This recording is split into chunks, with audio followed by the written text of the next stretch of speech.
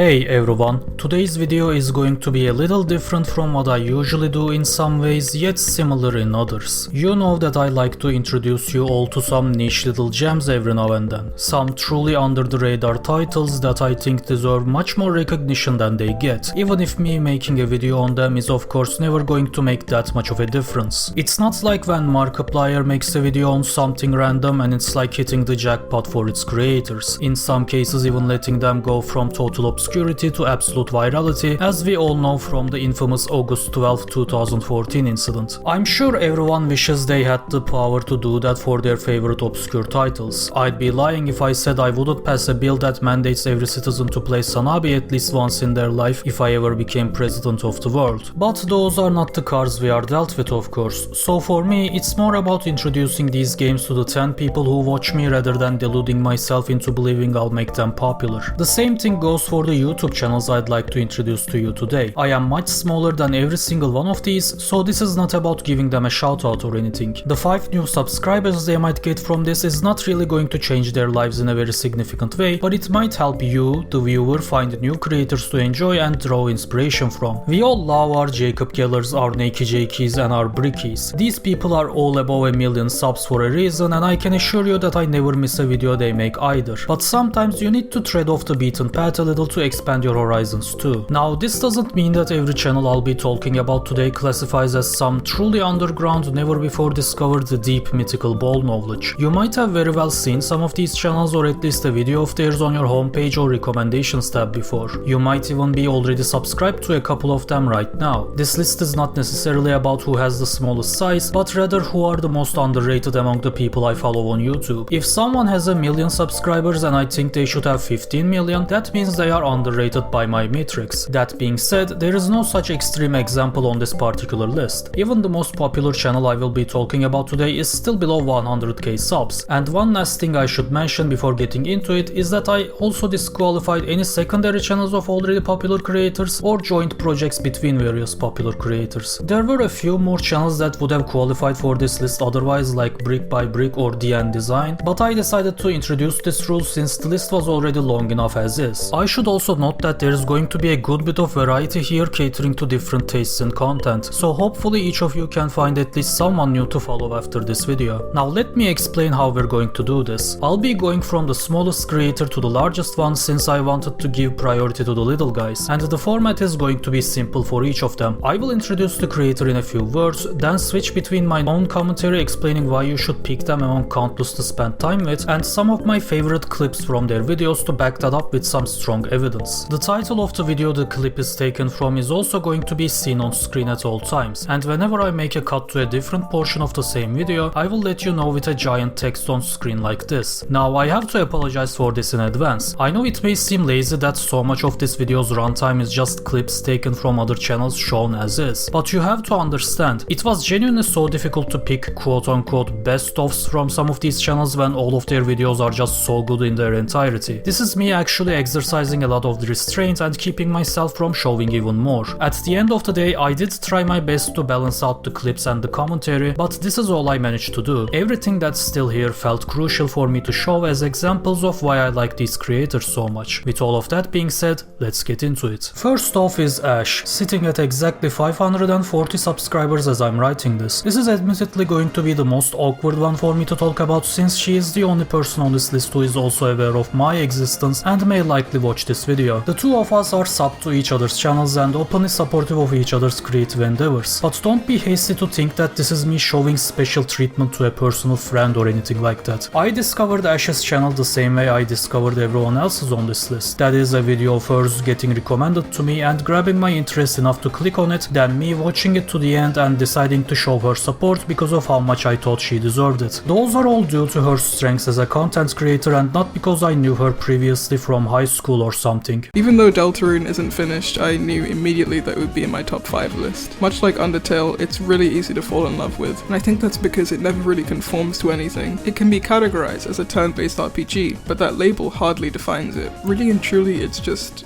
itself, and that's what's so great about it. It's approachable, charming, and full of lovable characters. While each member of the main trio are compelling in their own ways, there are so many characters in Deltarune that you can just click with instantly. It's why even months after playing it, I never forgot this little ball that has now become more well-rounded than ever before. And it's so funny. It's infectious. I seriously cannot remember a game that made me laugh this much. Of course, it has to leave room for its more serious moments, but the tonal shifts are never jarring. It balances its serious and humorous sides well, almost seamlessly blending the two. You can probably figure out instantly how one of Ash's videos caught my attention out of nowhere the moment you take a look at her channel. I mean, her title and especially thumbnail game with some of these videos is just on such another level. This is probably the biggest reason why her hack and slash video is the most popular one, and the video that got me to discover her channel as well. I don't think I need to even explain why this is such a killer title and thumbnail combo, but it's far from the only one of its kind on her channel. The thumbnails for the Final Fantasy 16 and Metaphor videos also deserve a highlight here, but I think my personal second favorite after the hack and slash video thumbnail must be the one for the Hellblade video. It looks like the cover of a best-selling horror novel or something like that. Special shout out also to this channel profile picture. I really like this cute little frog personally, and I hope it remains as a permanent staple of the channel. And it goes without saying, of course, that the actual content itself is nothing short of this quality either.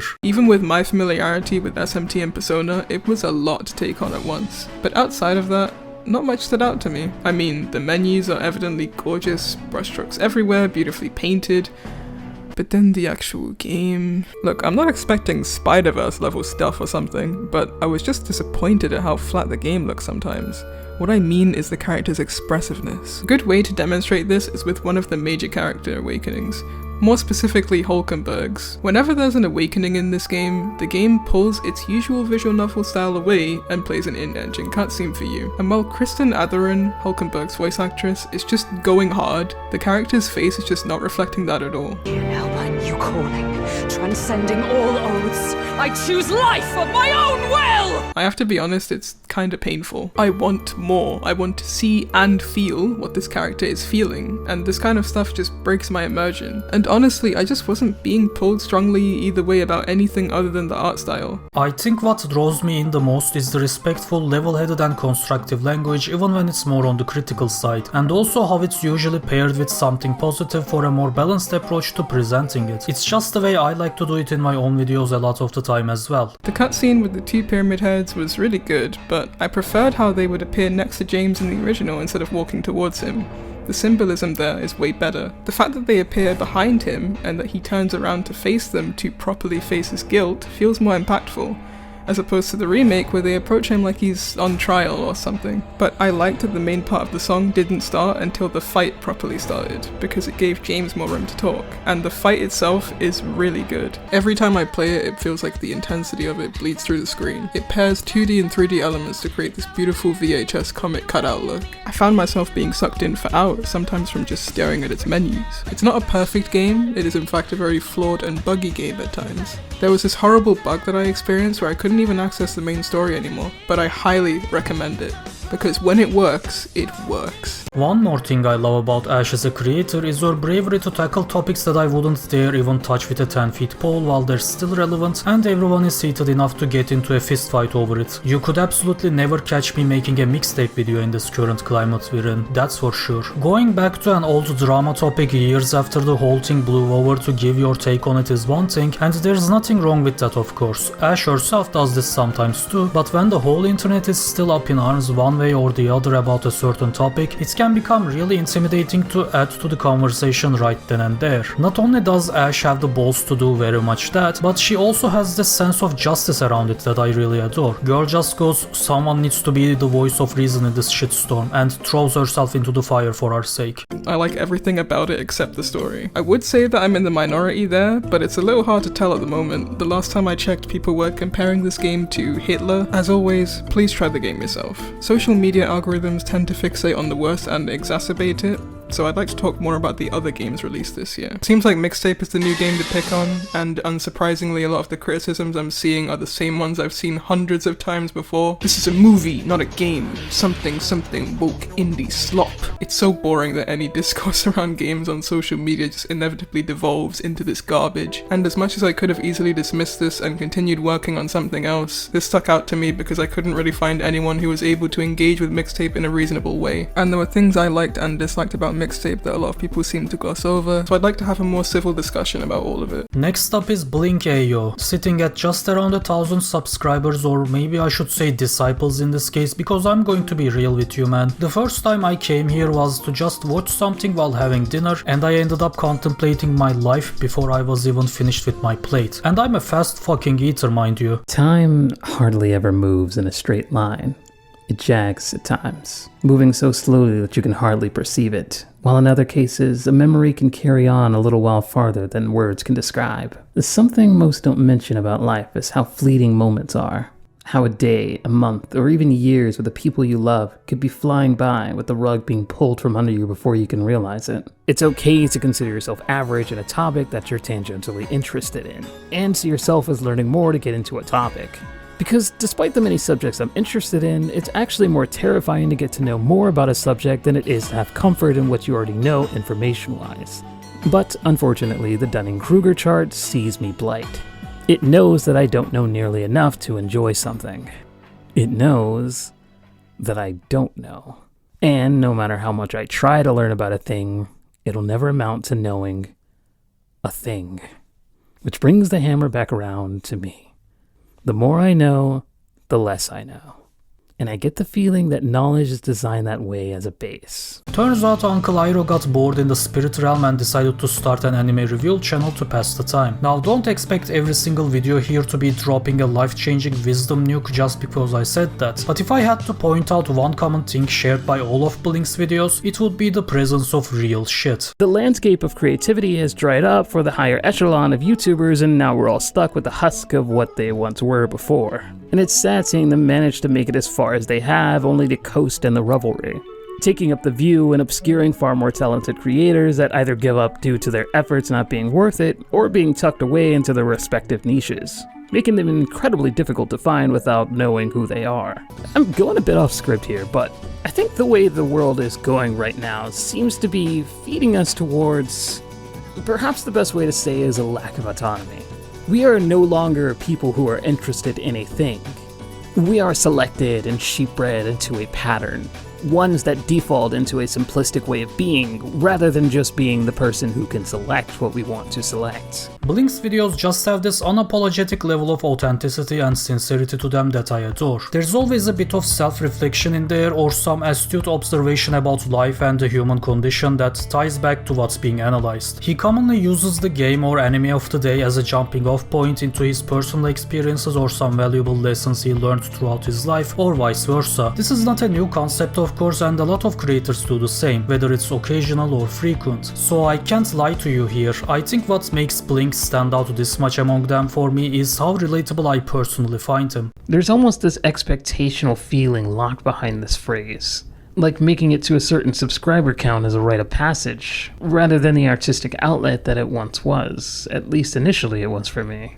It feels like there's a handful of videos that I think of at least every month, and I quickly scrap them due to that being an idea that I just can't make sense of in this YouTube brand of mine, whatever the hell my brand really is. And that stifled me far more than my procrastination can take blame of. I think there's a pretty cool reason why my earlier videos feel like they were so easy to spit out one after another. The quality that I naturally gained over time, no matter how small, would eventually get in the way of my own ambitions. It's gotta be perfect, otherwise no one will click. And then no one clicks anyway. It's kind of another thing that I've really noticed in my videos. I'll put blood, sweat, and tears into a project and then only get like 50 views or so and see it as a failure. Sure, it's something that's a bit of a normal reaction, but I'm pretty sure the fact that 10 people looked at it and had enough kindness to comment on it and say that they liked it is a bit more than it deserved in the first place. If you ever feel burdened by the perils of being a small and unrecognized creator of anything, whether it's art or content, the hardship of dealing with the constant feeling of not being good enough, or the struggle to recognize your own self-worth in a world that only cares about and rewards numbers, some of these videos will just hit you like a freight train. But as hard as it sounds to believe, you will come out of the other side actually feeling better about yourself. Blink's videos ground you in a way that not many videos on this site are able to. They make you face some uncomfortable truths for sure, but also remind you why you must always keep going despite that. Why you must keep creating and improving yourself for the sake of it, not because you'll someday make it somewhere, but because it's who you are. I mean, look at me. He rubbed off on me so much that I'm here talking like how he talks in his own videos. This really is being more like a disciple than a subscriber. I want you to take something you know well again. Not your hand this time. Something you really know. Something that you could produce an entire hour-long seminar on with little to no prep time. A book you love. A hobby you're hyper-fixated on. A video game you play frequently. Now take the average person that would just be aware of this thing. How much about it do you think that they know? How much information is needed to convey even the most simplest of concepts to them? What you probably wouldn't expect is that the things that you regard as the most basic of info wouldn't be something that they would even be aware of. Things you think are just common knowledge in your field is foreign to passive hobbyists. That curse I mentioned goes both ways. You are cursed with knowledge that some people would never understand. Never even understand its complexity. And perhaps you're the friend that makes art and your group considers you one of the best in the world. All the while you know that concepts and theories that you should apply just aren't nearly as good as you want them to be.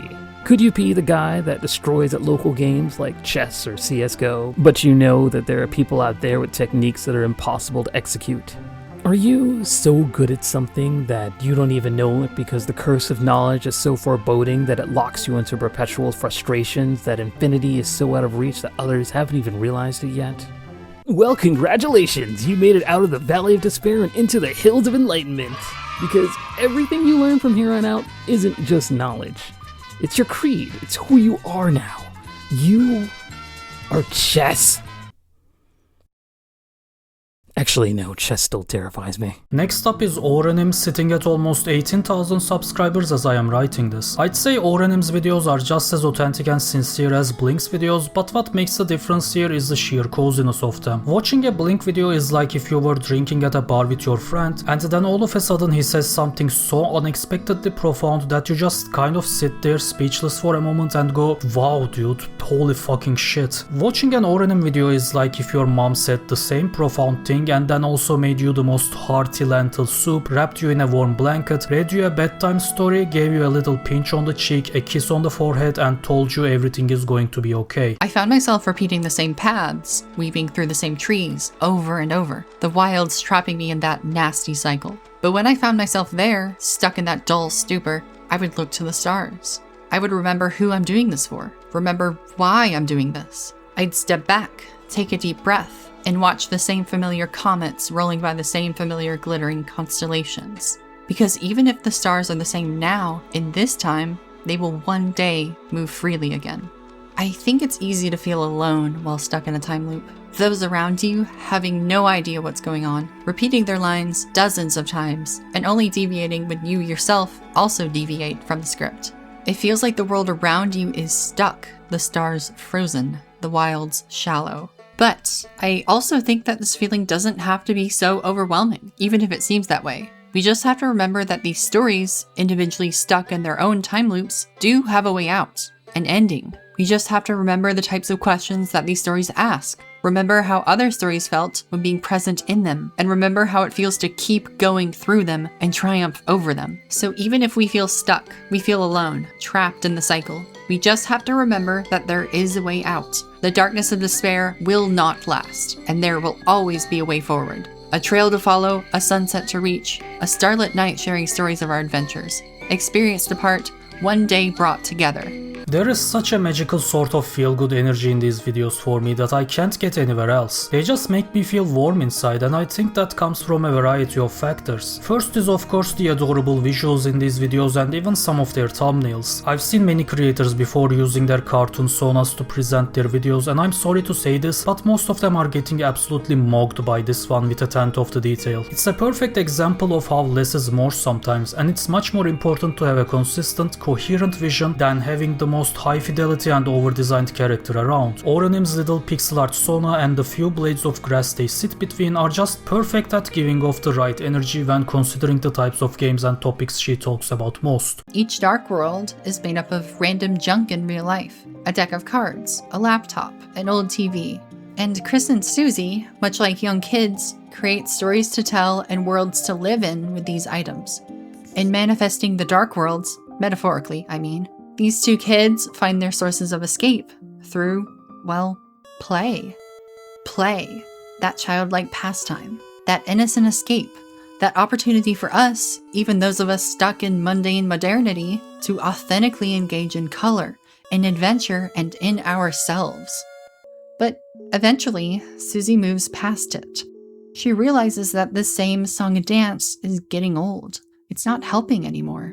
So she chooses to reject it, focusing again on closing the dark fountain and returning to the light world. It's an important moment, I think. It's Susie acknowledging that, while the dark world is where she can be more herself than she can be in the real world, it doesn't have to stop once playtime is over. Your whole, true self doesn't have to exist completely within this world of make-believe. You can bring what you believe of yourself into the light. You can make yourself in the image that you find while playing in the dark. Even though Susie's dark world felt off, its colors and its construction warped, I didn't view it as wrong or creepy. I was proud. I was proud of her. She created her own world of make-believe, weaving her own tales, crafting her own world, embracing her imagination with her own beasts and her own specters. Because it shows to me that part of her she always tries to shove into the background, her creative self, her expressive self, was given the freedom to be active and present. Active enough to be the one to ask to play. Present enough to reject the fear of being vulnerable. And in sharing her imaginary world with another. It's really, really hard. And so it makes me feel so proud. As you can probably guess by this point based on everything I've talked about and shown, you will mostly find discussions of small, artsy and relaxing indie games on this channel, something to keep in mind if you tend to especially lean into those types of games more than anything. That of course adds to the whole coziness, but the real star of the show tying all of this together so well into something truly special is obviously the wonderful personality of Auranym herself. It's hard to even process the sheer amount of love she so clearly has for art, humanity and for everything that we make. That's where that fuzzy warmth I was talking about really comes from, while everything else I've gone over simply amplifies it. I've touched on the fact that I like to remember that video games are made by people, real human beings, not by some abstract game-making factory, even if it feels like that way sometimes. My time with Coffee Talk back in 2020, I think, was the first time I actually felt this reality. Like, sure, I'd known that logically games are made by people, but it hadn't clicked in my distracted mind until I experienced a very human, very down-to-earth story. A story I felt that could actually happen, despite the elves, orcs, and vampires. It was irrefutable, emotional proof that this game was made by someone who I was more alike than different. Someone, or a group of someones, whose words had cut through the synthetic muck of late-night blue light, and tickled my brain and touched my heart in a way that I could no longer ignore. This game, all games, are made by human beings. This revelation amazingly affected my relationship with other forms of expression as well, with paintings, with music, with novels and poetry, with all forms of art. I remember during the spring of 2021, after graduating with my bachelor's degree, I spent my last day on campus, not leaving as soon as the job was done, not wasting away in my now empty room, but instead visiting my now alma mater's art museum, taking in the exhibits that I would likely never see again, appreciating, at least for a moment, the dozens of lifetimes of work and creative drive, the humanity on display, without fanfare, without revelry, for free. While writing the script, I came across a keynote speech given by Brandon Sanderson late last year. The speech itself focuses on AI arts, which is a whole different topic that I won't even touch on right now. But I want to show a clip from his speech that struck me deeply. The book, the painting, the film script is not the only art. It's important, but in a way it's a receipt. It's a diploma. The book you write, the painting you create, the music you compose is important and artistic, but it's also a mark of proof that you have done the work to learn, because in the end of it all, you are the art. You are the art. You, a person, a human being, a creature compelled to create from something unplaceable and undefinable, are the reason a piece of art is meaningful. Without you, that piece of human expression, whether a painting, an album, a novel, is no longer human, and necessarily, it is meaningless.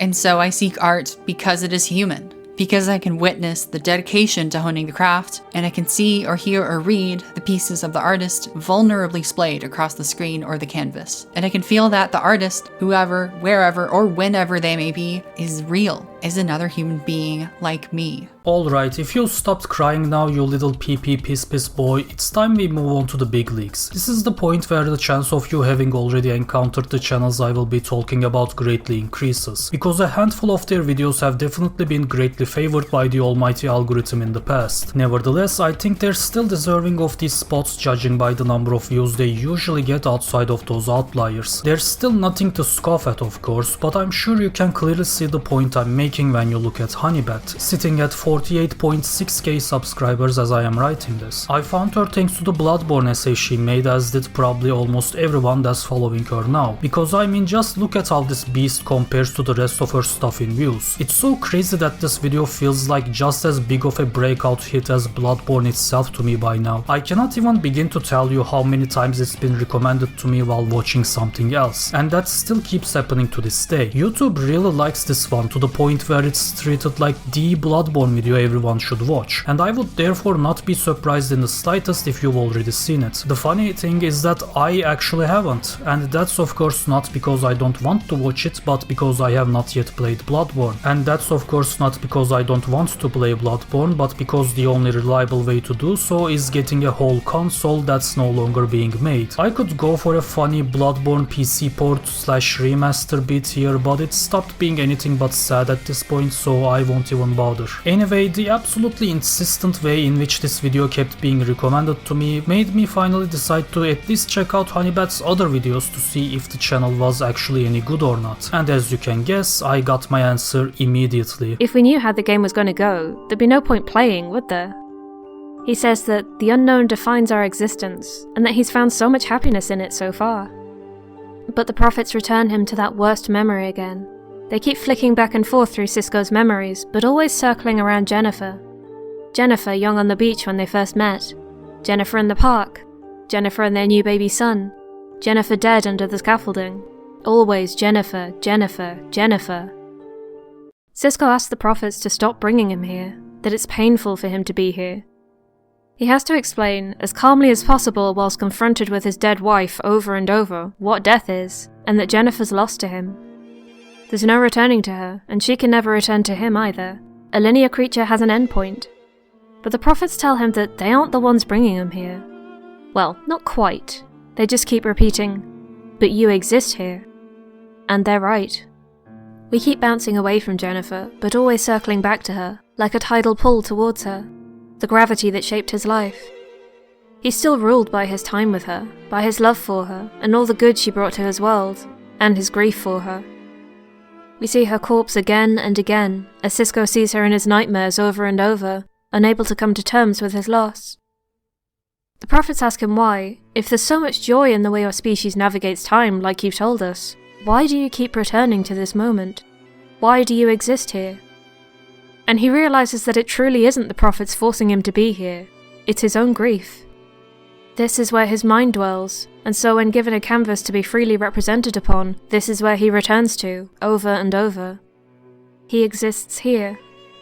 His grief, and all grief, is non-linear. If there's anything I've learned over the years watching video essays, retrospectives, reviews, or any form of media analysis at all while also trying to make my own, it's that it's really hard to make a good one without falling into the trap of ending up with essentially a mere summary of the whole thing. This is even a common criticism among the audiences of such long analysis videos, lamenting how often it turns out to be nothing but hours of painfully going over every single thing that happens in a story without much to add, wasting everyone's precious time. Although I agree with this sentiment, not only have I definitely fallen into the same trap in my own videos before, but I still understand why so many creators keep doing so, and I sympathize with them. We all want to talk about the things that we like and get more people into them, even when we don't have anything that deep to say about it, or the thing already speaks for itself without needing us to say anything deep about it in the first place. I don't need to tell you why Metal Gear Rising has one of the best first missions of any game ever. It already speaks so loudly for itself that it doesn't need a breakdown. I don't need to say anything beyond you parry this giant blade of a giant mech just as the music syncs up and the lyrics kick in. You then throw it so high in the air that you get to chop one of its arms to bits before it even hits the ground again. It tells you everything you need to know, but it is indeed just a summary of what happens. So maybe it's better to just show it. That's even the reason why so much of this video is me just straight up showing the content from these channels to you. They already speak for themselves. But on the other hand, this approach doesn't scratch that itch to yap about the thing you like, and it's also not as infectious for the right people as hearing you ramble on so passionately. At the end of the day, I think it's important to remember that YouTube is not really about these highly academic dissections with a level of proficiency that only those with a literature doctorate hold. It's more about anyone of any background having the opportunity of putting themselves out there to talk about the things they like or the things they want you to know about. That all being said though, everyone is of course still entitled to their own taste in content and obviously have the right to base their preferences more upon analytical depth and proficiency rather than the creator's personality or authenticity. I think what makes Honeybat special, besides looking like a Dark Souls firekeeper, is how she actually possesses all of these qualities at once, making her perhaps the easiest channel here to recommend to everyone watching. She has more than a few of her own videos where the majority of it is merely describing and summarizing things for sure, but the scripts are written in such a way that even her simply going over what happens in a scene or giving a piece of factual information is incredibly engaging and put forth with so much sincerity. In The Haunting of Hill House, there's a girl, Nell, who's been haunted by her own ghost, her own death, the snapped neck of her hanged adult self terrifying her since she was 6 years old. This non-linearity has always been at the center of her life, without her ever understanding who the bent neck lady was until the moment that she falls from the house's balcony, her dying moments thrusting her back through every encounter she ever had with the ghost, and forcing her to look her frightened younger self in the eyes and complete that loop of fear. And I have to wonder about the nature of causality here. Did seeing her own dead self without realizing the ghost's identity cause her to die in that house, in that way? Was there any way to avoid it, and what was even the trigger? Seeing the ghost? Moving to the house? The house has staked its claim on the family, and though it only managed to take her mother while Nell lived there, the whole family gets inevitably drawn back to it when the bent neck lady starts appearing to her again as an adult. Nell had no option not to move where her parents went as house flippers, just as Jake has to go along with wherever Cisco's job takes him. It can't have been Nell's fault for entering the house, but it doesn't look like there's any fault to find. The house eats, the girl dies. 20 years after she moved away to escape the haunting. Tears are chemically different depending on why they're being produced. There's the basal tears that are there to moisten your eyes and are mostly made of salts, water, and mucus. Reflex tears for defense, such as when you're cutting onions or exposed to tear gas. They've got some extra antibodies in, just in case. And emotional tears, which are full of proteins. Those proteins are stress hormones that have built up in your body, and so the tears are an easy way to get rid of them, which is why you feel better after crying. It's physically, literally processing the emotion. A soggy form of catharsis. Gives your system a bit of a clean. I have a really cool book on the history of crying in Britain by Thomas Dixon. Let's just not question my interest for a moment. That says that, in the Catholic worldview, tears could do things. They had real spiritual consequences for the souls of the penitent on earth, as well as the wept-for departed. There's power in expression, in how we picture the dead and the wishes we have for them to still be here. Those tears, or sometimes lack of them, demonstrate how much we cared for the one we lost, and force us to confront everything we felt about that person. good and bad and everything in between. We choose how to remember someone, and what stories of them get passed along, and whether we even want to preserve someone's memory. Some people get cut out of the family portrait, out of spite, grudges, or sometimes there's nobody left to tell their tale. I always find that one the saddest. The little mossy graves in a corner that are overgrown and weather-worn.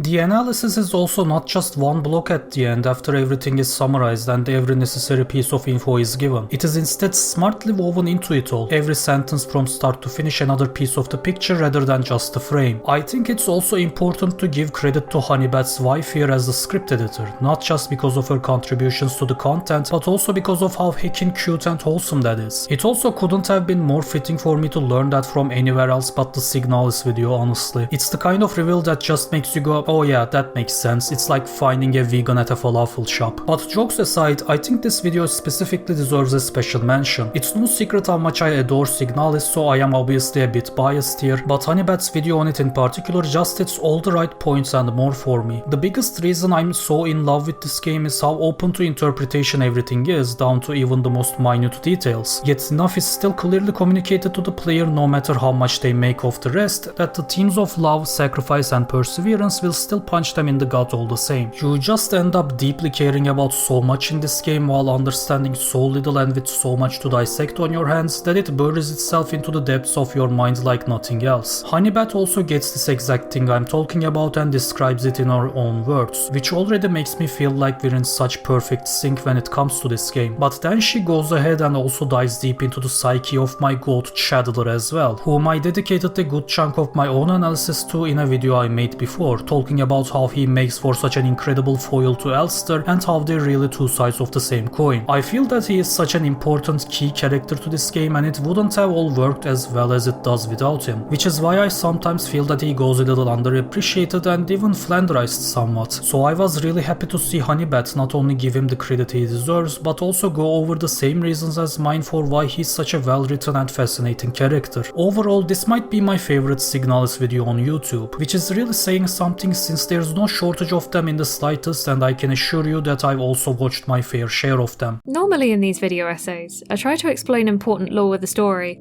and then link it to the themes I want to examine. This keeps it accessible to viewers who haven't played the original game. Except in Signalis, there isn't a coherent linear story. There are multiple things happening here. Everyone's blurring and nothing's clear. Rather than a bullet, it's like a 4-dimensional shotgun shot, shooting plot points and vibes in every direction at once. That's one of the reasons why this video took so long. It got stuck in editing hell as I tried to explain it to my wife, who's also my script editor. The thing is though, this is why I like Signalis. It's not meant to make logical sense because there's no single correct interpretation of the lore. It doesn't matter if you keep track of every character or plot point I've mentioned. In all of my video essays, it's about the themes rather than the plot, but for Signalis, the game is about the themes rather than the plot. It's fundamentally gothic in its claustrophobic, uncanny atmosphere, and the character's terror coming from being unable to draw boundaries between themselves and the other. Second in command is the Adler unit, a security officer taking direct orders from Falke, and the one masculine-looking unit we see. He actually acts as an antagonist throughout most of the game, shoving Elster down the elevator and stalking Issa to stop her investigating. But he's just as afraid and confused as the others.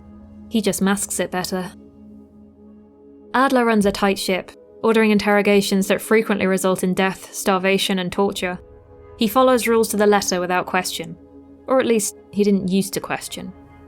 He's not redeemed by any means, and even glitches the whole of Elster's vision with a bright red screen that overwhelms her, stating that, "I hate everything." But what drove him here was this endless repetition, and he's desperately trying to make it stop. He can see that reality's warping around Elster, and is repeatedly trying to kill anyone that's contorting his and everyone else's reality. He can feel it splintering and weakening around him, and is afraid that it can no longer support itself and will collapse. And he's probably right. With Falke in a coma, he has nobody left to report to. The structure he relied upon to give his life meaning and purpose is gone. I genuinely believe he loved Falke, though I doubt he'd admit it, instead devoting himself to her as a subordinate rather than a lover. There's even a moment where he leans down and kisses Falke's forehead in the exact same way Elster kisses Ariane's, frame for frame. Could this have been a conformist Elster's fate? It's a small gesture, but for a unit that defines himself through strict procedure and discipline, it's unexpectedly gentle and human. Throughout the clips I've shown so far, you might have noticed that there is a similar love for humanity emanating from these videos, just like with Auranyms. I bet you weren't expecting to find two creators today that you'd wanna call mommy, not because of weird kinky reasons, but because you realized you can still be taught valuable life lessons at any age and you couldn't get anyone better to teach them. Honeybat's videos usually emphasize or end with a message she wants you to take into heart, a new perspective on yourself and on others that she hopes you may adopt from this day moving forward. Sometimes it is about dealing with your more difficult emotions like anger or grief in healthy ways, and sometimes it is about learning how to accept and empathize with others despite all of your differences. And I know the way I'm describing it here makes them sound like some obvious preschool lectures that no adult should need to hear in the first place, but I think you'll come to appreciate them once you realize how even some of the most basic life lessons passed down to you at a young age come with a huge asterisk next to them. Everything that our parents believe and their parents believed were obviously shaped by the societal norms and expectations of the times, regardless of how unhealthy they were after all. And our generation is in no way exempt from this curse, nor will the future generations be. There will always be some obstacles we'll have to face even when we're just trying to be ourselves. Society telling us how we shouldn't think one way, feel one way, or dress one way, but that's no excuse after all to not do what's best for ourselves and the people around us with the one life we're given. Instead of bottling up your emotions to act mature or whatever, you gotta learn how to process them in a healthy way. Instead of judging others for not conforming to some rule we made up, you gotta question if you really believe that rule in the first place or are just trying to conform to it yourself because you're scared of conflict. Everyone likes to say a real man does this or does that, but I think a real man should listen to Honeybat every once in a while to not lose his way. This may seem antithetical to everything I've been talking about, but people are not stories. Life is not a story. Stories are a beautiful way to examine life, to think about what ifs, to consider humanity and fuck about without having to find out the hard way. But life doesn't have neat and tidy chapters or character arcs with a satisfying narrative resolution. You can probably divide up chunks of your life by decades or time spent in whatever town or job, but people are way more fluid and complex than a story can accurately reflect. We're not built to satisfy an audience. Nobody's existence is inherently political. We're just vibing. The problem is when people start projecting their own narratives onto that existence, and then it goes a bit pear-shaped. If you're worried about how someone else identifies, I need you to know that whatever they're doing, it is not about you. And the narratives you have about yourself probably don't fully line up with the ones people have about you for this reason. You know far more about yourself than any bystander will. You have hidden motivations, things you actively bear in mind, and subconscious biases from your experiences and social conditioning. In a speech given for a conference, author John Green spoke about imagining ourselves and others complexly. He says, "Let me tell you what is, in my opinion, the central problem of human existence. I am stuck in my body, in my consciousness, seeing out of my eyes. I'm the only me I ever get to be, and so I'm the only person I can imagine endlessly complexly. There's a huge difference between analysing characters and picking them apart, and doing the same to real people.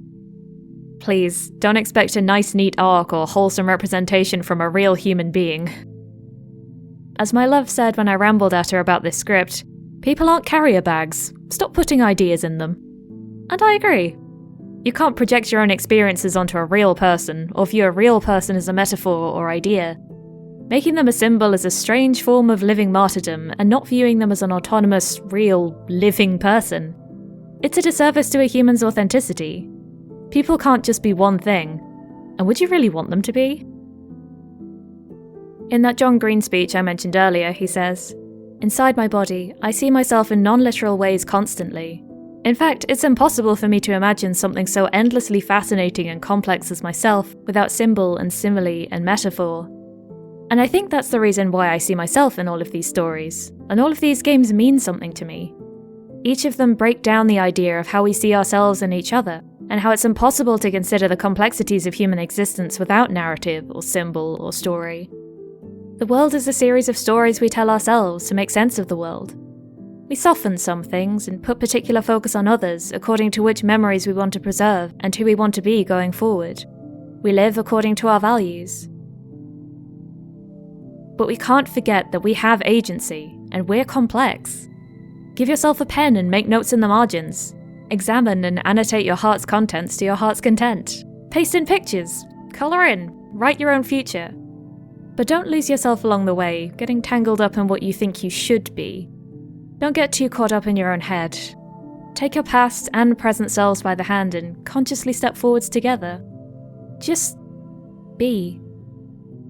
Now I know what some of y'all are thinking. Sarp, I can't believe what I'm hearing right now. You got yourself two queer internet moms. This is the exact blue-haired liberal gay future that the woke left wants. The West has fallen, billions must die. Where are those good old-fashioned values upon which we used to rely? And you know, even though I would have normally cast a triple dog death barrage and 8 fucking bears upon you for saying that, you should consider yourself lucky that I actually have exactly what you need today as well. I may not appreciate your exact reasons for it, but I can agree that sometimes you indeed just need something a bit more simple to take the edge off. Not every video you watch has to be this deeply enlightening, thought-provoking essay that will reshape the way you view yourself and your own value as a human being while healing the trauma inflicted on you by your real parents and their expectations. No, sometimes you just need some of that good old-fashioned fun, that capital E entertainment. And I think there's no better candidate for that job than some nobody, sitting at almost 50k subscribers as I'm writing this. Hey, I'm some nobody, and this year for Pride Month I wanted to do something special, but I decided to do something that I do all the time.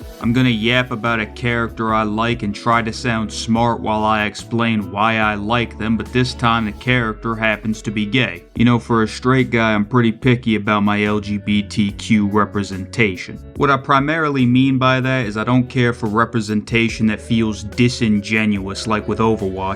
Hey, it's cool you made Soldier 76 gay, but what about the 76 cases of sexual harassment coming out of your office? That's pretty much my only criterion for what I would call good representation, is I want to believe that the creators actually cared about it. And the queer horror creator that has had the biggest effect on me personally is 100% Don Mancini, the creator of the Child's Play franchise. Chucky scared the shit out of me as a kid. See, I've never been to a summer camp, I don't live on Elm Street, I'm never going to Texas, but I had toys. And the idea that my toys could come to life and want to hurt me was terrifying when I was younger. I used to hit my stuffed Goldberg with pile drivers off the bed to the floor Rhino style. He had a motive. I think the best way I would describe the feeling of watching Some Nobody for me personally is similar to the first time I watched Critical or Penguin Z0 if you prefer. He had the same sort of casual and crass humor that I would have with my Discord buddies, which was combined with this dry delivery of his that made it so entertaining for me. I was absolutely crazy about his content for a while, but then of course I kinda fell out of love with it and unsubbed a couple of years ago. I kinda just realized I was watching the same 2 videos every day and none of them really had anything very interesting to say. Some Nobody on the other hand for me is kind of like replaying that same storyline but reaching the good ending of it this time. He too has the exact same type of humor and delivery combination that I enjoy, but he also provides a thoughtful and detailed breakdown of whatever he talks about in each video instead of the safest, most nothing commentary you heard in your life. In fact, this is still very much a standout review and analysis channel in my opinion, even if it's the sheer entertainment value that is the biggest highlight for me. It is however worth noting that unlike the other channels I've covered so far, it definitely leans more towards the double and AAA side of gaming with almost zero focus on indies. Not saying this is an inherent positive or negative of course, but just to let you know in case your tastes lean heavily one way or the other. Depending on that, this channel might be the exact thing you're looking for or the very opposite. Most horror protagonists suck ass. It's part of the scare factor that the character you're playing as moves slow, they control weird, they can't hold a gun steady. But Alan Walk'em Down Wake is built different. This man is the King Von of the Bright Falls area. He may be an author, but you step to him, the only thing he's writing is your obituary. I got a buddy who decided to give Alan Wake a try after I recommended it to him, and at first he wasn't digging it. He was taking it slow like a typical survival horror game, and I had to tell him, bro, the game feels good as fuck for a reason. Stop playing it like Resident Evil and start playing it like Max Payne. And once that switch flipped in his head, he did a complete 180. He wound up loving the game because it really does feel like Max Payne. Crazy to think about, I know, but it's like these 2 games got the same daddy or something. Like I mentioned earlier, it's meant to immerse you and make you feel like you're hanging out with the team. And when the members of the team don't like each other and don't like what they're doing, it's gonna get annoying. In the first half of the game, it's clear that every member of the Guardians individually fuck with Pia, Peter, but they don't fuck with each other. Drax straight up hates Gamora and doesn't see Rocket as a person. Gamora likes Peter, but she thinks every member of the team, including Peter, sucks. Rocket doesn't like Gamora or Drax because he's racist against green people and he really doesn't like the new direction their little group is taking. Groot is chill with everybody though, that's why I fuck with him. And you as Star-Lord, you're right in the middle of all these dynamics and personalities clashing, which is why the game lets you choose how you contribute to the conversation. These little dialogue choices, objectively speaking, don't mean much, but they inject you into the group's dynamic. They let you control the flow of the conversation, dictate the mood, take sides if there's an argument. If Rocket's talking about how there's nothing better than beating it with a lotion and Drax says that dry beating it is the warrior's way, you can choose to agree with one of them. Your choice doesn't really matter even though Drax is right, but it keeps you immersed. But regardless of your thoughts of the content itself, I think we can all agree on this thumbnail game being absolutely superb. I just really love how it leans more to the comedic and meme side of things, similar to what I usually try to do with my own thumbnails, sans a few exceptions here and there. I also deeply appreciate his use of the goofy as Yakuza 0 sub-story guitar riff as a recurring background track in so many of his videos. He's just like me for real.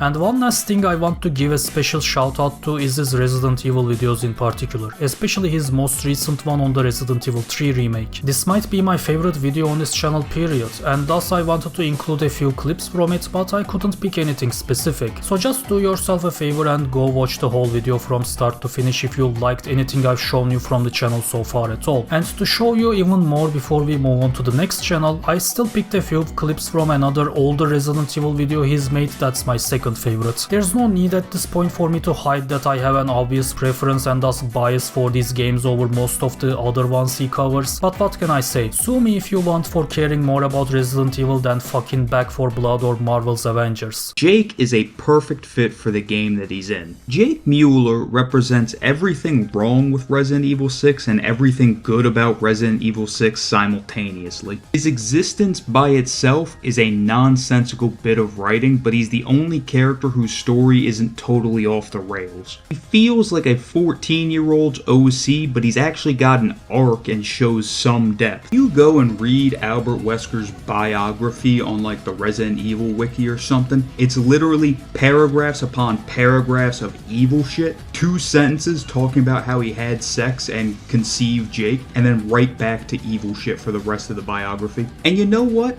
Jake's mom was super in love with Albert, so it wasn't clinical doing it for a scientific reason sexual intercourse. This dude was getting freaky. If you told me that of the like 10 characters in the series that have canonically had sex, Wesker was one of them, I'm losing that bet. I'm not even getting close. I couldn't imagine this freak bastard going to the bank and you're telling me he's hitting it raw, finishing inside, and leaving her in love with him for the rest of her life? If you told me that he artificially inseminated a bunch of women to have an army of Weskers, I could believe that. If you told me that a Umbrella researcher somehow stole his sperm and used it to give herself a Wesker baby, I could believe that. I do not believe Wesker is laying pipe. I would argue that Resident Evil 6 being this bombastic, playable, live-action Resident Evil was a bit of an issue in 2012, but there have been 9 Resident Evil games since 6 came out. And sure, Umbrella Corps was like the video game equivalent of pissing in the shower when the water's not on, but the rest were all pretty good. The Resident Evil series survived well past 6, and I would argue that it's thriving nowadays. Yeah, in 2012 I watched Jake jump a motorcycle over a helicopter and I said this shit is fucking dumb. But 12 years later, moments like this range from hilariously goofy to genuinely cool. You watch Jake Mueller brainbuster Eustanak during the final boss fight and you try not to rip your shirt off and go fucking nuts in your living room.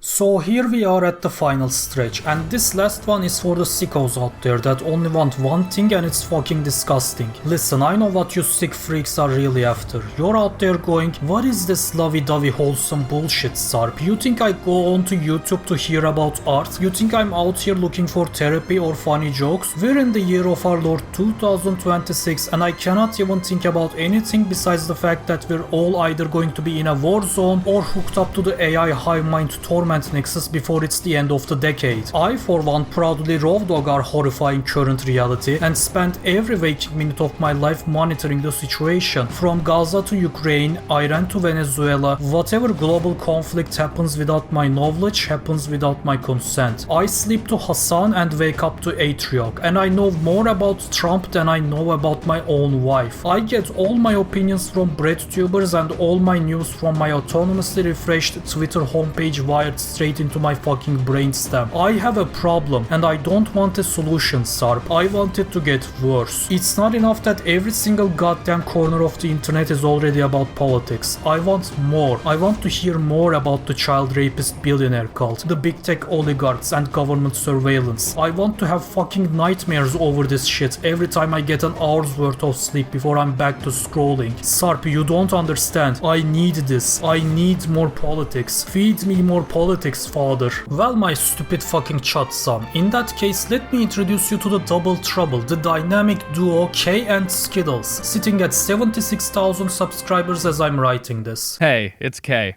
And this is Skittles, master of all four elements.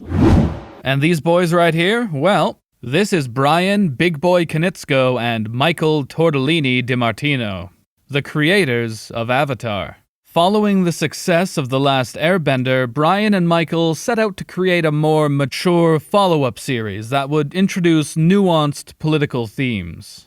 The only problem is, Mike and Brian don't understand political ideologies. What I've just shown you is the intro to one of the most popular projects on this channel, a 4-part video series analyzing the legend of Korra from a purely political perspective and showing how its creators utterly misrepresent the ideologies they set out to criticize. It goes without saying that I highly recommend this to anyone who's ever watched the legend of Korra from start to finish, but the real reason as to why I picked this clip out of everything to introduce the channel is simple. It's not so much the political views or teachings here that necessarily makes the channel stand out to me personally. Don't get me wrong, they're absolutely based views that I can easily get behind, but I already consume my fair share of breadtube content every now and then in the first place. Political commentary may not be my regular pastime on YouTube, but I do like watching one every now and then just to stay on top of things, you know. But even when you're engaging with it as infrequently as I do, a lot of these commentary videos can admittedly kind of begin sounding a bit too samey and get stale even when you agree with what they're saying, at least in my experience. You can only listen to how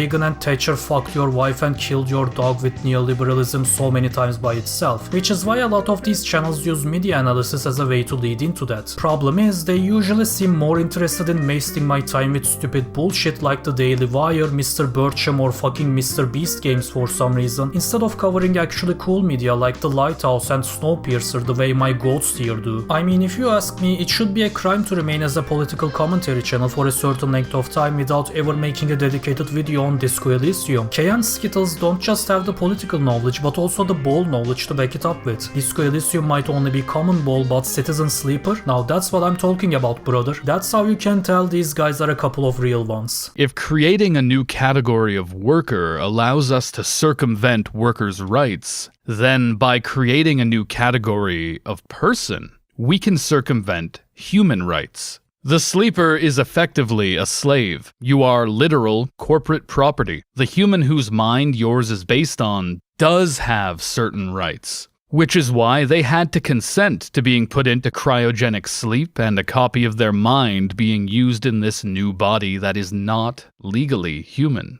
does not legally have any protections. Exactly what economic desperation led your original mind's owner to do something like that, you never really find out. That's for you to imagine based on the world you experience in the game, as you don't have many memories of your original life. You are detached from society, from history, simply a mind and a body that can be used for labor. Although you have a robot body, you still need to eat to survive. And you have to do it regularly, or else your body will deteriorate even faster. And yes, I said even faster, because your condition bar naturally goes down by 1 point per cycle, even if you're well fed. The only reliable way to restore your condition is with Stabilizer, a medicine manufactured and controlled by the corporation that owns you. Not unlike the way American health insurance is often tied to your employment with a company. The corporation keeps you on a short leash by designing you to require a medicine for survival that you cannot easily obtain without them. You do manage to find an expensive source of stabilizer on the eye that not only requires you to work harder to afford stabilizer on top of food, it involves you in a criminal underworld. Because the only way to access this medicine without returning to your corporate owners is through the black market. Methods of economic control lead the poor to crime. Disco Elysium explores many of the same ideas that a genre like cyberpunk does, but without speculating on what the future might look like. Instead, it concerns itself with our present. When we go into Kuno's home and find his father in an unconscious, drunken stupor, this is not a bunch of sim addicts in Shadowrun. This could be one of our fathers, right now. When an extremely unwell woman gets a hold of your gun because there is no infrastructure to help people struggling like she is, this is not some malfunctioning android being hunted by future cops. This could be you or me, or someone we care about, right now.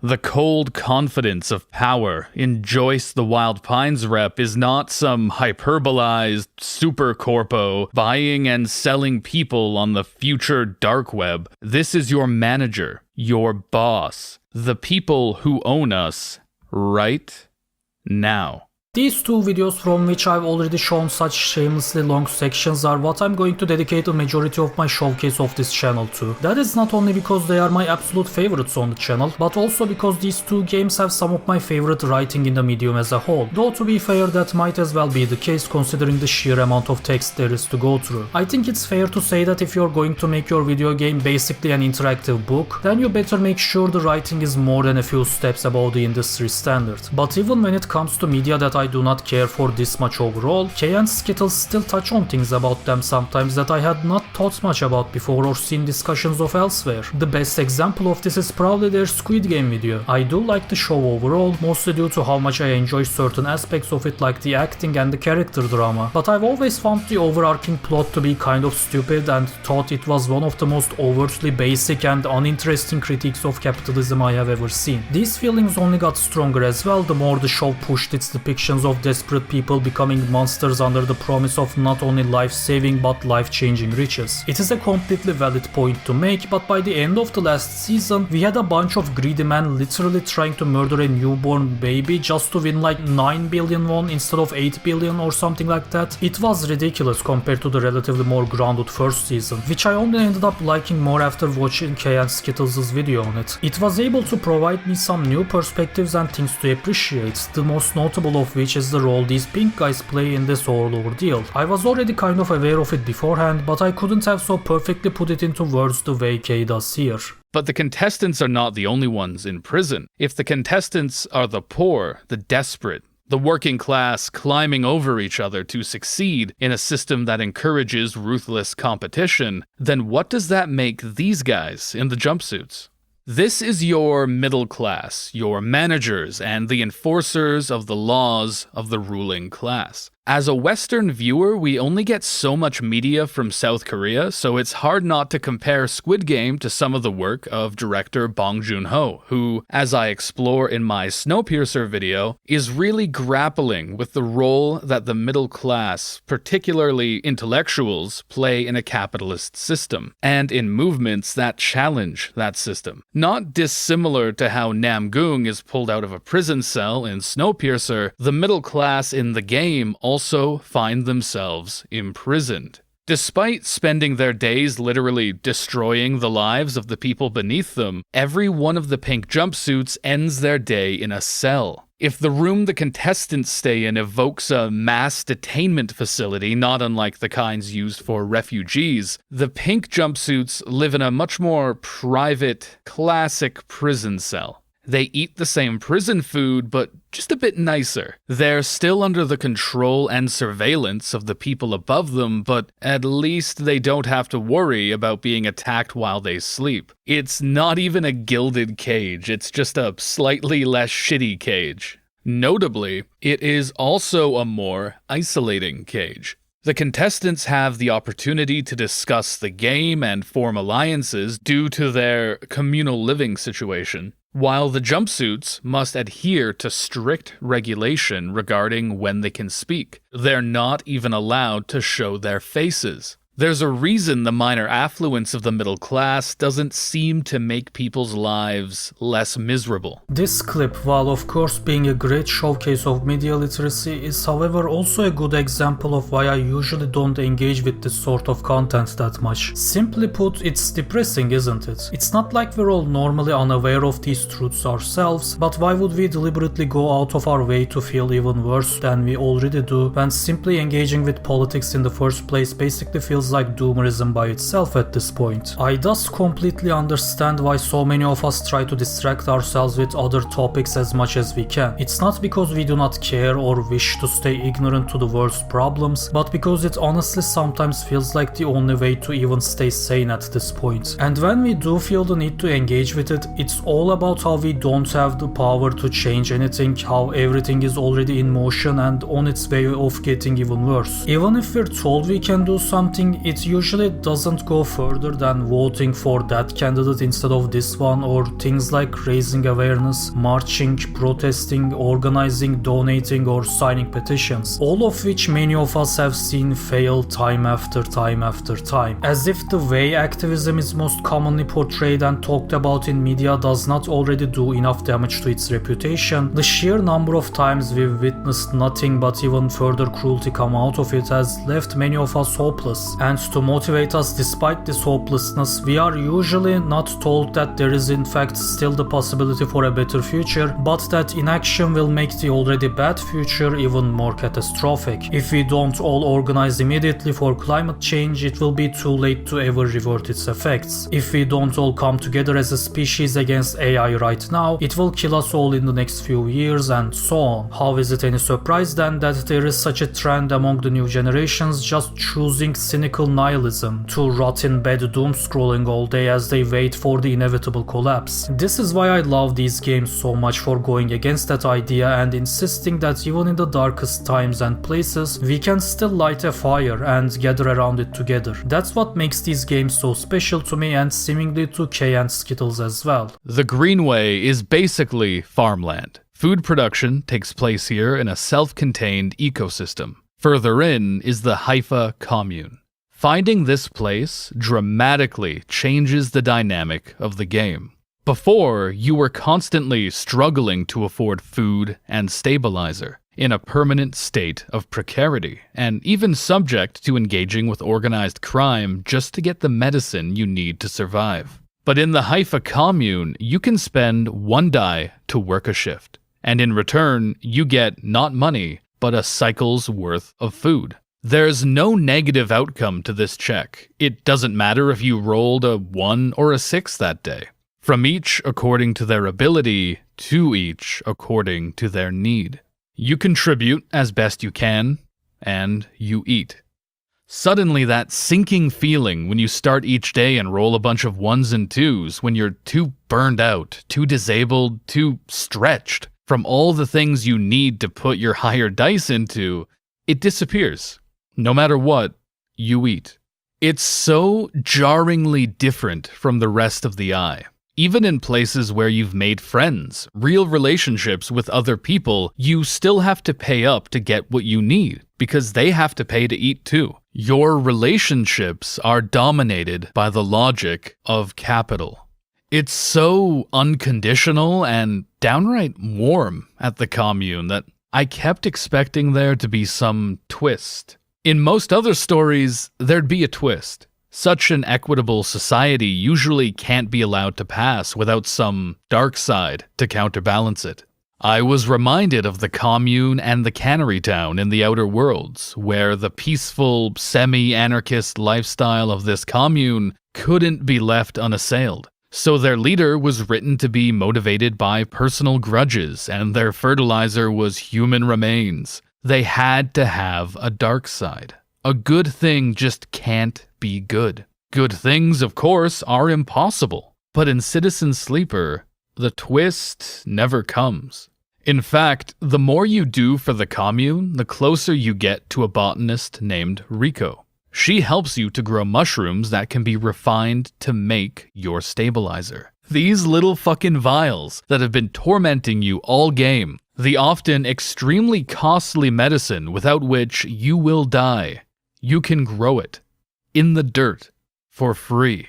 Even on a space station far from the Earth we know, nature itself provides you with what you need to survive. The mechanics of a market that wedges itself between you and the natural world to extract value from your needs suddenly feels so obviously predatory, so outrageous. Here's where Citizen Sleeper does something I think is really interesting. In a game so intent on interrogating the supposed dichotomy between an artificial and natural being, the Greenway, the lush green paradise that seems to almost magically grow precisely what you need to survive, is maintained by an AI. Not only blurring the lines between the synthetic and the natural, but asserting that man-made structures can be used to actually meet people's needs, not just extract value from them. The AI is not hostile or nefarious in any way, it is simply gardening. Things do not have to stay this way. Throughout our whole lives, we have constantly been told either directly or indirectly that this is the best we can hope for, that there is no better system or future to achieve in the first place because of human nature. We are so ceaselessly fed this idea that humans are so fundamentally selfish and greedy that we are doomed to build societies fueled by suffering. Any happiness we have must always be at the expense of someone else's. Any wealth we possess must have been stripped of someone else. Any job well done must put someone else out of their job. It's always other people that we must step over to achieve our dreams, our goals. This is why we can't trust people. This is why we can't be open to them. This is why we must keep quiet, mask ourselves and blend in, because they will all lie and betray us the moment they have an excuse. They will sell us out, stab us in the back, or worse. But only when it is convenient do we ever point out that what separates us from other animals in the first place is our empathy, our ability to feel for the weak and help them even when we don't know them and even when there is nothing in it for us to gain. But that's just a minority, right? An anomaly even. Doesn't change the fact that most people are out there to save nothing but their own necks. Well, can you blame them? Under such pressure, such ever-expanding and everlasting pressure to not only survive and also make sure that their loved ones can continue to survive once they're gone, all inflicted within circumstances so volatile and unpredictable, I don't, and I never will. What's most interesting about these video games, and by extension these videos on them, is that they are unironically no joke about going out and touching grass. They are meant to be wake-up calls to the type of person I jokingly mimicked at the beginning of this chapter of the video. Isolating yourself willingly and consciously from real people and just viewing them through your screen merely as the actors, the pawns in whatever grand political plot you're keeping track of, that is fucking you up more than the actual state of the world, even with how bad it really is. This character in Disco Elysium called the Deserter, a man who fought for a revolution that failed and got buried by history, is the end result of that rot completely taking over. He had good intentions, he wanted to create a better world for everyone. He saw the evil in the world and tried to actually fix it by fighting for a more just system. But now, after years of isolation on this little island from which he silently watched the rest of society rebuild itself on the other side of the water, he hates everyone and everything. He hates them because they seem to have moved on and accepted the status quo, because they are able to laugh, dance and celebrate things even after that massacre like everything is okay, because they betrayed their class, themselves and the revolution. This is the exact type of warped perception that develops when we don't make any real connections with others for extended periods of time, when they are no longer real people with all of their complexities to us, but only signs, reasons, symptoms or examples to give in arguments and debates. But when they are more than that to us and we are also more to them, I think there just might be hope for us yet, a way out through community. All while chasing my own leads and trying to uncover more mysteries on the eye. Mostly what I uncover are stories of people being screwed over by our corporate overlords. I meet Lem, a low-level dock worker, and his adopted daughter, Mina, earlier in the game. Over time, I befriended them. Lem actually trusted me to babysit for him. Me, a legal non-person, a literal subhuman entity, Just like I put my trust in bliss, someone else put their trust in me. Despite the oppressive and often ruthlessly capitalist nature of the Eye and the society it's a part of, Citizen Sleeper refuses to allow itself to be entirely cynical about people. Even in a world that teaches us that the people we meet are only worth as much as we can profit off of them, people still form real, meaningful connections. By this point in the game, I'd made some friends. I traded stories with the quiet but comforting cook, Emphas. I'd gone into business with a no-nonsense barkeeper who stood up for me when some jerk at the bar decided he didn't like my kind. Not only had I made real human connections in this place, but I'd found this incredible home where I'm accepted, where I have a community, and where my needs are met unconditionally. I never have to turn to crime again. I never have to break my back building ships for someone else to get rich off again. I never have to wonder where my next meal is coming from or how I'll get the medicine I need to survive. I did not need this escape because I had already overcome precarity with community. In what at first seems like such a bleak, pessimistic setting, Citizen Sleeper does something genuinely bold. It posits that even here, in this brutalizing, exploitative hellscape of a space station, on the far reaches of a deeply capitalist and controlled civilization, there is a seed of a better world just waiting to bloom. If we can do it here, we can do it anywhere. And so I found a place to call home. A little patch of green amongst the steel at the edge of the galaxy. The deserter is wrong about one key thing. That the conditions of revolution are gone and are never coming back. You don't meet the deserter until near the end of the game, which means you've spent hours immersed in the lives of the inhabitants of this impoverished place, still haunted by the failure of the revolution. Unlike the deserter who completely isolated himself, you actually spent your time among the people. While most people didn't pay any mind to your over-the-top communist rhetoric, one thing united nearly everyone you met, and it unites most of us in real life as well. We fucking hate this. And we are increasingly all too aware of our position in this society. There is a pervasive sense that things simply cannot go on like this. That a future, whatever it may be, is coming. Could it be that the reason Fisher's ghosts of lost futures still haunt us is because the economic and social conditions, remember those things that drive history forward, those conditions that gave rise to those potential futures in the first place, still exist today? Is there not still poverty? Is there not still a class who labors for the enrichment of a class who owns? Disco Elysium goes a step further, asserting that these spectral futures are not just haunting us, they are demanding life, asserting that perhaps the pendulum of history is still swinging. A return to an old way would only be an attempt to reset the clock. There is one future that has at every turn been prevented from being born. And again, the deserter is wrong. The conditions are here.